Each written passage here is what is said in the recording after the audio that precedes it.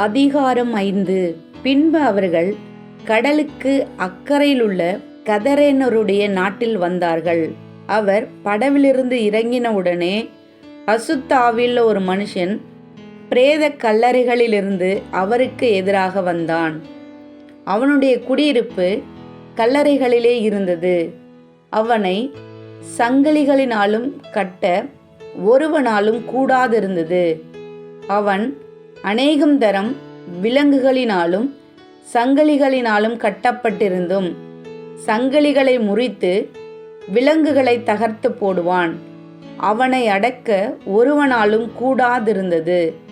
அவன் எப்பொழுதும் இரவும் பகலும் மலைகளிலும் கல்லறைகளிலும் இருந்து கூக்குரலிட்டு கல்லுகளினாலே தன்னை காயப்படுத்தி கொண்டிருந்தான். அவன் இயேசுவை தூரத்திலே கண்டபோது ஓடி வந்து அவரை பணிந்து கொண்டு, இயேசுவே, உன்னதமான தேவனுடைய குமாரனே, எனக்கும் உமக்கும் என்ன?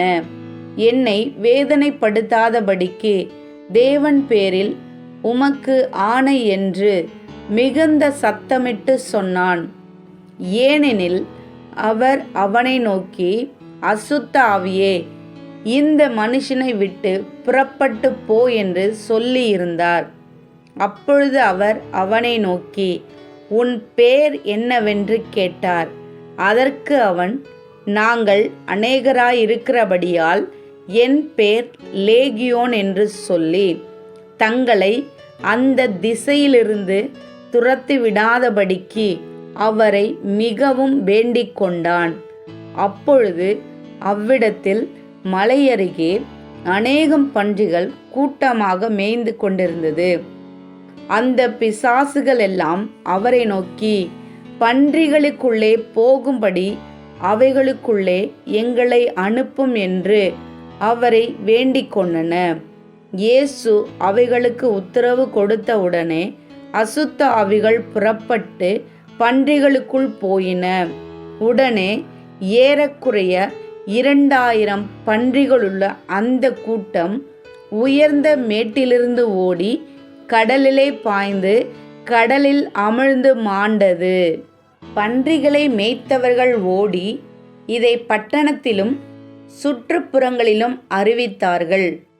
அப்பொழுது சம்பவித்ததை பார்க்கும்படி ஜனங்கள் புறப்பட்டு இயேசுவினிடத்தில் வந்து, லேகியோனாகிய பிசாசுகள் பிடித்திருந்தவன் வஸ்திரம் தரித்து உட்கார்ந்து புத்தி தெளிந்திருக்கிறதைக் கண்டு பயந்தார்கள்.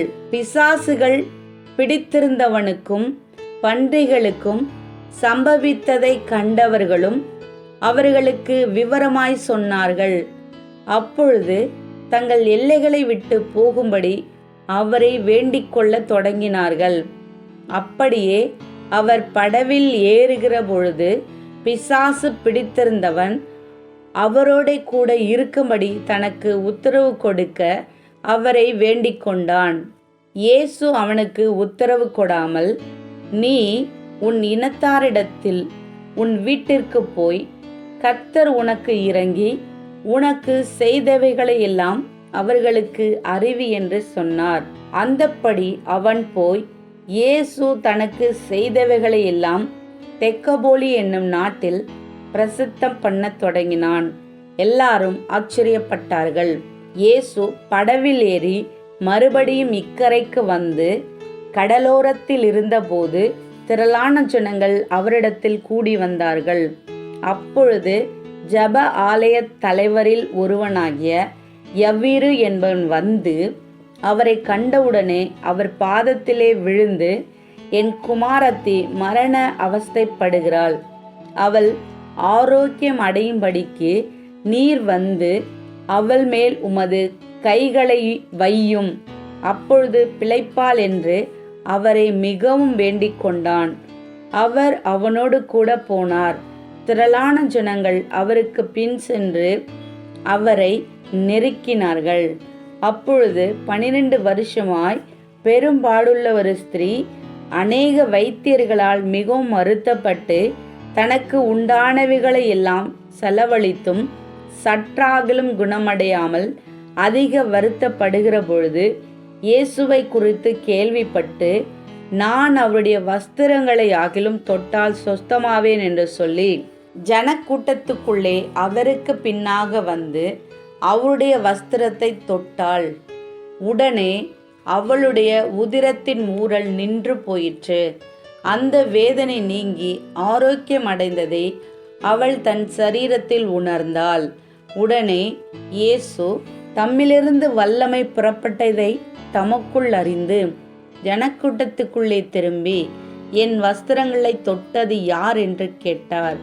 அவருடைய சீஷர்கள் அவரை நோக்கி, திரளான ஜனங்கள் உம்மை நெருக்கிக் கொண்டிருக்கிறதை நீர் கண்டும் என்னை தொட்டது யார் என்று கேட்கிறீரே என்றார்கள். இதை செய்தவளை காணும்படிக்கு அவர் சுற்றிலும் பார்த்தார். தன்னிடத்திலே சம்பவித்ததை அறிந்த அந்த ஸ்திரீயானவள் பயந்து நடுங்கி அவர் முன்பாக வந்து விழுந்து உண்மையை எல்லாம் அவருக்கு சொன்னாள். அவர் அவளை பார்த்து, மகளே, உன் விசுவாசம் உன்னை ரட்சித்தது. நீ சமாதானத்தோடே போய் உன் வேதனை நீங்கி சுகமாயிரு என்றார். அவர் இப்படி பேசிக்கொண்டிருக்கையில் ஜெப ஆலய தலைவனுடைய வீட்டிலிருந்து சிலர் வந்து, உம்முடைய குமாரத்தை மரித்து போனாள், இனி ஏன் போதகரை வருத்தப்படுத்துகிறீர் என்றார்கள். அவர்கள் சொன்ன வார்த்தையை இயேசு கேட்டவுடனே ஜெப ஆலய தலைவனை நோக்கி, பயப்படாதே, விசுவாசம் உள்ளவனாய் இரு என்று சொல்லி பேதுருவையும் யாக்கோபையும் யாக்கோபின் சகோதரன் யோவானையும் தவிர வேறு ஒருவரும் தம்மோடே வருகிறதற்கு இடம் கொடாமல் ஜெப ஆலய தலைவனுடைய வீட்டிலே வந்து சந்தடியையும் மிகவும் அழுது புலம்புகிறவர்களையும் கண்டு உள்ளே பிரவேசித்து, நீங்கள் சந்தடி பண்ணி அழுகிறதென்ன? பிள்ளை மரிக்கவில்லை, நித்திரையாயிருக்கிறாள் என்றார். அதற்காக அவரை பார்த்து நகைத்தார்கள். எல்லாரையும் அவர் வெளியே போக பண்ணி பிள்ளையின் தகப்பனையும் தாயையும் தம்மோடே வந்தவர்களையும் அழைத்து கொண்டு பிள்ளை இருந்த இடத்தில் பிரவேசித்து பிள்ளையின் கையை பிடித்து தலித்தாகும் என்றார். அதற்கு, சிறு பெண்ணே, எழுந்திரு என்று உனக்கு சொல்லுகிறேன் என்று அர்த்தமாம். உடனே சிறு பெண் எழுந்து நடந்தாள். அவள் 12 வயதுள்ளவளாயிருந்தாள்.